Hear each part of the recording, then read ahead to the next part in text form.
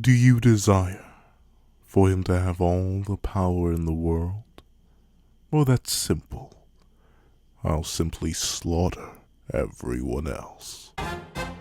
What's up, guys? All the Pencil here, and here we are to talk about whether or not Itadori Yuuji deserves to become the strongest character within Jujutsu Kaisen. And the main reason I'm talking about this is because I've seen it a lot in the community recently. A lot of people have been talking about how Itadori is going to be the strongest. He's going to be number one. He's going to be top one in the verse eventually. Especially with the revelation that Gege said, well, you know, the manga isn't actually going to end this year. We're going to be cooking for a little while longer. We need to be slowing down a little bit. It got a lot of people leaning towards the idea that, oh, wait a minute, maybe this has all just been build up for Itadori to really hop in the kitchen, Itadori to really start cooking, Itadori to really start whipping it up a little bit. And thusly, a lot of people not just said Itadori is going to be whipping up in the kitchen a little bit, but a lot of people are saying Itadori is going to be not top 5, not top 4, not top 3, not top 2, but top 1. And, there are three main ideas that I've heard for this hypothetical idea. 3 reasons why it should happen. Number 1, it's in Itadori's narrative. Number 2, he deserves it. And number 3, he's the main character within a shonen manga, thusly he has to be the strongest by the end of the narrative. I'll tackle these in the order of believability, and I'll give you my ultimate degree on whether or not I think Itadori will become the strongest, or if he even should. So, let's talk with the one I kind of disagree with the most, and I feel like if you've been reading JJK, you should also kind of disagree with this. Itadori is the main character, and thusly he must be the strongest by the end of the narrative. I am sorry, but have we been reading the same manga? How long has it been since Itadori has felt like a traditional shonen main character? Don't get me wrong, I 100% believe that Itadori still is the main character. It's why I sort of hold the opinion that a lot of other people have been saying that, you know, maybe Gojo versus Sukuna doesn't actually matter that much, but that's another video for another time. But in terms of traditional main character status, Itadori has been walking the opposite of that path, realistically, ever since he first got possessed by Sukuna. Itadori has kind of had the opposite of a traditional main character journey. He started his whole journey with these lofty ideals of grandeur. He's gonna save everyone. He's gonna do the right thing by everyone. He's gonna be the hero that's gonna save everyone, and he's gonna live a wonderful life surrounded by the people he loves when he goes. But bit by bit, we've seen those ideals get stripped away, him torn down, his ideals of grandeur shattered, and now he just believes he's a cog in the system, built to exercise curses over and over and over again, and prop up those around him to be better, and prop up those around him to be the main characters of their own respective stories.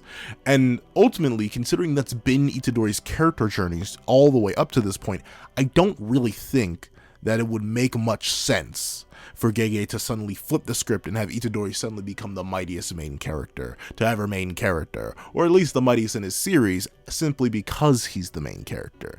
And I'll be real with you, being the main character, at least in all manga, doesn't automatically make you the strongest. Like, I can't, well, to be fair, some of the anime I'm going to reference, it's very massive spoilers, but even, let's just go with popular, super crazy popular anime. Goku isn't the strongest. Heck, Naruto isn't the strongest.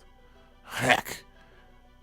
Well, is that spoilers? Is that spoilers? I'm not going to spoil Bleach. But long story short, Ichigo isn't the strongest either. There are big, major series. I can't talk about One Piece. But even right now, in the current anime, I can tell you, and I guess, but One Piece is still going on. So this isn't technically a spoiler.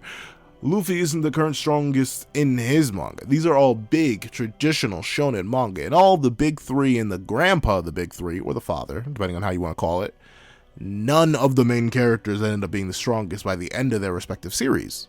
It just simply wasn't the case. I mean, you can make an argument for Goku, depending on the anime, for the end of Z specifically, but like even then, I wouldn't say so. You have all these different characters who have all these different levels of power by the end of their series, all of them being main characters, and none of them are the mightiest. I can name other series that are like that, but those would be mega massive spoilers. Giga spoilers, if you will. And there may be moments where these characters achieve nigh on peak of the verse status, but even then, in these massive spoilers for other manga that I will not mention, they usually don't get to keep that power. And I don't even see Itadori going down that route, a route of temporary supremacy, because even with the full main character status, where's he supposed to get it from? Like, how? I know there's a big theory going around that he ate his siblings, and I 100% can rock with that theory, but I don't think that's only going to shoot him up to number 1 in the verse. I don't even think if he gets a curse technique from them, that's not going to suddenly shoot him up to number 1 in the verse. I think he's going to be Choso level at that. No, I'm kidding. I know he's beyond Choso level at this point. But still, I don't think him getting a curse technique of any of the brothers would be even useful to him at this point. So I don't think that's going to be it. I don't think he's going to, like, well, it's already been established. He can't just consume Hana. Well, that sounds so wrong. He can't just consume Angel and get their abilities. So unfortunately, that's off the table for him. And right now, ultimately, all he is a bystander. He's currently watching the battle between number 1 and number 2 in the entire verse. He's not an active participant in it. And heck, the one person who would truly understand Yuuji in terms of his potential and growth and all the stuff like that, you know, his mama, when mentioning the hypothetical threats that would come and bear down upon Sukuna after an extensive battle with Gojo Satoru, the strongest sorcerer, Kenjaku didn't even mention Yuuji. And this is after Kenjaku, at the end of Shibuya, revealed that he had great expectations for Yuuji. And you go, Kenjaku, he's a little trickster, a little devious little fellow, so maybe there was an exclusion of Itadori on purpose, but I don't think main character status is suddenly enough reason to give Itadori Yuuji the boots all the way up to number 1. I think that's a little bit too flimsy, especially considering how Itadori's been treated in the narrative recently. There are definitely stories that have taken massive breaks from their main characters, and by the end of this series made their main characters the strongest in the verse. My favorite piece of fiction ever did something very, very similar to that. Once again, I don't want to spoil too much about that, but it even did that. But I don't see Itadori going down the same route. I don't think it fits into how Gege has simply written JJK up to this point. Like, I feel like it just doesn't. There's nothing about Itadori's journey or even his status as the main character that implies that he's suddenly going to transcend and become number 1. Because realize, even with the main character amp, he has a wide, and I mean a wide gap to clear. They're like, can I even say Liberated Yuuji is a top 10 character? Gojo, Sukuna, Kenjaku, Yuta, Hikari, and Jackpot admittedly, Maki, Toji, I'd say Ryu. Well, then again, I don't know, the speed is weird on that, but once again, all Itadori can do is punch. Shoot, I still say Urume. Urume still built different. Don't let Gojo fool you on that one. And then Yorozu. Completely forgot about Yorozu. I already said, told you Mike. But there you go. That's already 10. And you can definitely name some more.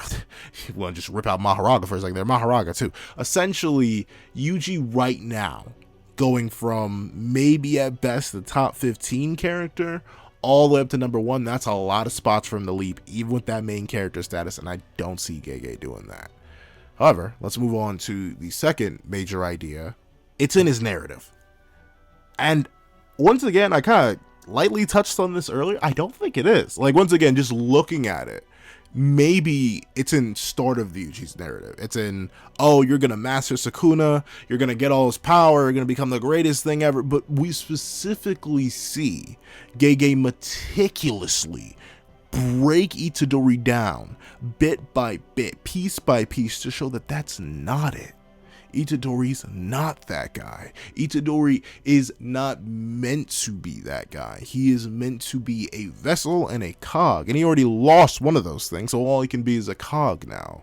Itadori Yuuji is many things: an extremely powerful warrior, an extremely determined warrior, a person with great morals and a great heart, but none of that, and I mean none of that, even remotely implies that he's going to suddenly shoot up to number 1 in the entire series. His narrative has been the opposite of that. It's been him walking away from those delusions. It's been him walking towards the idea of acceptance and understanding of his role in this ever complicated, much more ancient and much more dangerous world than Yuuji would likely ever understand. And once again, this goes to all the same problems I had with it before, where, like, narratively, it just doesn't make sense for him to leap up like 10 spots all the way up to number 1. Like him surpassing Gojo, Sukuna, Kenjaku, all of them. Him just magically doing that, it just doesn't feel right. Doesn't feel right at all. And ultimately, that's kind of it for the idea of, oh, it's in his narrative to become the strongest. However, there's the third idea. And this third idea, I will admit, I do kind of rock with. And it's the idea that Itadori Yuuji deserves it. Now, what do I mean by deserve it, and what do people mean by deserve it? Well, I can't tell you 100% what people mean. I can tell you what at least my interpretation of Yuuji Itadori deserving it means. In the world of Jujutsu Kaisen, suffering makes you stronger. The more negativity, the more agony, the more pain, the more disgust, the more hatred you have built up inside you, the stronger you'll become. However, you cannot achieve the pinnacle unless you are able to simultaneously utilize and yet overcome that hatred, that malice, that disgust. Look at Awakened Gojo when he was a teenager. Pre-Awakened Gojo was filled with all those conflicted, negative emotions. He was the strongest, yet he was all that and more. Yet, what happened when he awakened? What happened when he achieved that transcendent level of power? He threw it all away. That connection, that humanity, he severed it. And all that hatred simply zeroed out and became fuel. If it was even fuel at all, considering how gone he was. Even for Sukuna, it's implied by his own standards that he sort of left ideas of hatred and malice behind. It's why even when facing the one person he could call an equal in 1,000 years, he smiles and he laughs even in the face of absolute danger. He gambles, he's enjoying life in every way that he can, rather than giving into any ideas of hatred or disgust or malice. The two mightiest as of the moment have thrown away all those connections. They have essentially transcended the system that they were once cogs in, and that allowed them to achieve an entirely new level. However, with Itadori Yuuji, he has most certainly gone through extreme amounts of suffering, has gone through moments of not just hatred for others, but deep and unforgiving hatred for himself, to the point where, when accused of something he had no control over, he took the blame for it, and was forced internally to reflect on all those actions as if they were his own. Itadori Yuuji has experienced pain. He has experienced suffering. He's experienced it down to, realistically, down to his very core. Every single person he's ever had a connection with has either been sealed away, stolen from him, or slaughtered in front of his very eyes. Look at Nanami. Look at Nobara. Look at Megumi. Look at even Gojo, who, while he's back for now, he was sealed away for an extended period of time, even if it was only about 2 weeks in the narrative. And then he is lunging into another fight to the end immediately, relative to someone like Itadori. And of course, what started the story of Itadori all the way back in chapter 1, it was the loss of his only flesh and blood family, his grandfather. If there's anybody in Jujutsu Kaisen who has suffered, who has gone through it, especially in a relatively short time period when you truly think about it, from Junpei to Nanami to Nobara to Megumi, all of this has happened within a year. Some of these events compounding themselves within a singular night within the case of Nanami and Nobara. Yuuji has definitely garnered enough fuel.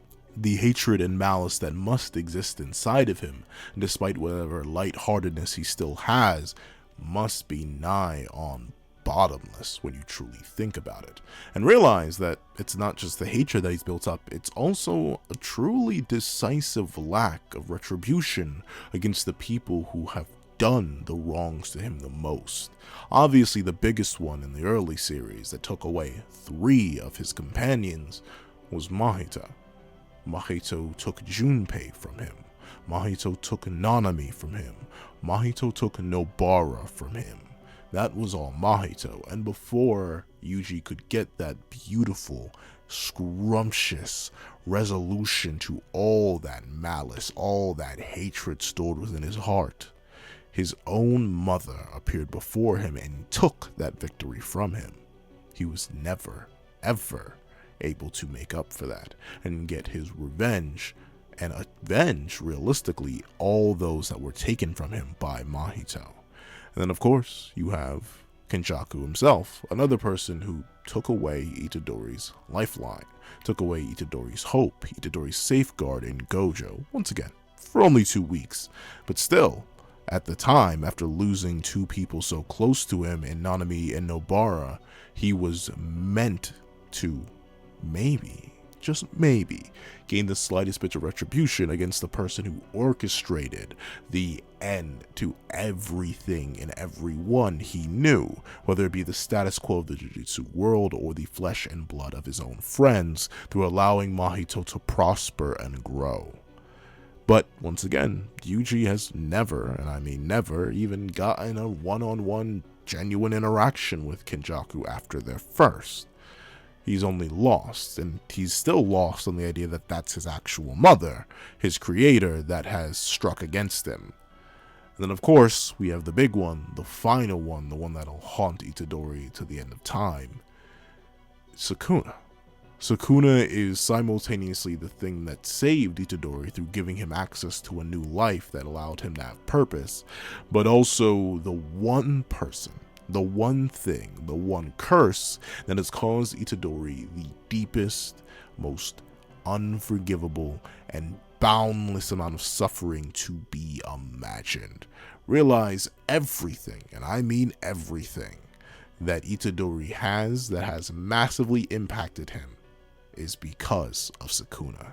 Itadori would not have been able to be involved within the Jutsu world without Sukuna. Itadori would have not had the opportunity to lose his closest friend and Megami to Sukuna without the weakness that Sukuna took advantage of in Yuji's own mind with the binding vow of Enchain. Yuji would not have had the lies of countless individuals and the arm of Toge Inumaki placed on his head if it were not for Ryomen Sukuna. And of course, obviously, Ryomen Sukuna has left him, and Yuji got a good few licks in, but ultimately, Sukuna is another one who simply got away, just like Mahito got away, just like Kenjaku got away, and Sukuna is now currently running into someone who could hypothetically make him pay, but once again, Itadori simply has not. The only people Itadori has genuinely beat are his own brothers, Ineso and Kechizu, a grasshopper, and I would want to say Higuruma, but Higuruma gave up their fight due to the nature and purity of Itadori's resolve. So ultimately, Itadori, against the people who have done him the most dirty, the people who have ruined his life in the most extreme ways, have all gone unpunished. Their retribution is well deserved at this point. It has been over 100 chapters since Yuji has lost one of his best friends and one of his mentors, 2 people that ultimately he could never beat as of the moment. So if you ask me, does Itadori Yuji deserve to be the #1 strongest character? Has he earned the right of retribution against all those who have wronged him, from the king of curses to the mother of all monsters that is Kenjaku? Yes, absolutely. Itadori has 100% earned it. There is no way to put it, really, other than he has. The amount of suffering the man has gone through is insane. But once again, unfortunately, what one deserves is not what one will always get. We see this as a prevalent part of Itadori's narrative. Itadori deserved to be the one to land the final blow against Mahito and take him out for all the pain that Itadori was caused by Mahito, but that didn't happen. We know that Itadori deserved to get his licks in against his mama, because his mama ruined his life in more ways than one, even despite being the one to give birth to him, which is another bit of retribution that Itadori doesn't even fully understand, but he would likely want to get back. And of course, Sukuna. What has Sukuna not done to help ruin Itadori's life bit by bit, break it down worse and worse, shatter the poor young man's psyche over and over and over again? Sukuna deserves to be put in the ground by Itadori. But while he does do that, is that within the story of Itadori Yuuji? Does him getting retribution against these monsters and beasts that have ruined his life? Admittedly, Mahito is gone, so it's simply not going to happen with Mahito. But for characters like Kenjaku, for characters like Sukuna, does it fit within Itadori's narrative to reach and surpass these characters over such a short time period? Does Itadori's deserved retribution against these monsters, these curses that have ruined his life, is it worth it? Is it worth devolving and essentially contradicting the entire narrative that Itadori has had up to this point? His character development that has allowed him to realize his true place in the world, does it make sense for Gege to sacrifice all that simply so Itadori Yuuji can get his retribution against people who have done him wrong? That's a really good question, and it's one I struggle with myself. Because, being honest with you, the main thing that I love in fiction is characters. I love stories with good characters. Even if the plot itself leaves much to be desired, I always love me a good character story. And thusly, while it doesn't make sense, at least to me, that Itadori would surpass the monsters that have wronged him, character-wise, it would be beautiful. It would be a retribution that's been building for realistically ever since chapter 1. Because everything, and I mean everything in one way, shape, or form, is built upon the actions, ideologies, and methods of Kenjaku. Kenjaku truly is the writer of Jujutsu Kaisen when you think about it in a weird roundabout way. Obviously, I know it's Gege, but in the series, Kenjaku has orchestrated everything up to this point. The tragedy that is Itadori Yuuji's life is born of his mother. And thusly, wouldn't it just be beautiful? Wouldn't it just be perfect? Wouldn't it just be cathartic to see Itadori transcend and reach a level beyond and just be able to put them down? Maybe in a moment of that almost clarifying mania. And what I mean by that is very similar to Awakened Teen Gojo, where on the verge of losing it all. But this time, his all, with all that's left, being his life, he finally breaks, he finally shatters, the cog rips free of the machine and attacks the individual operating it. That is Kenjaku, that is Sukuna, in a way that almost disregards all the pain and all the suffering, yet uses it as a conduit for nothing more than combat. Wouldn't it be beautiful? Wouldn't it be perfect? Seeing the way that Itadori would simply get back and dominate every last person that's wronged him and tear them limb from limb, it would be gorgeous. But at the same time, I feel like I'm not willing to sacrifice Itadori's journey like that, at least not in a conventional way. Notably, I do not believe that Itadori, despite being the main character, despite it maybe being a part of his narrative, and despite him absolutely deserving it, I do not believe by the end of the series Itadori Yuuji should be number 1.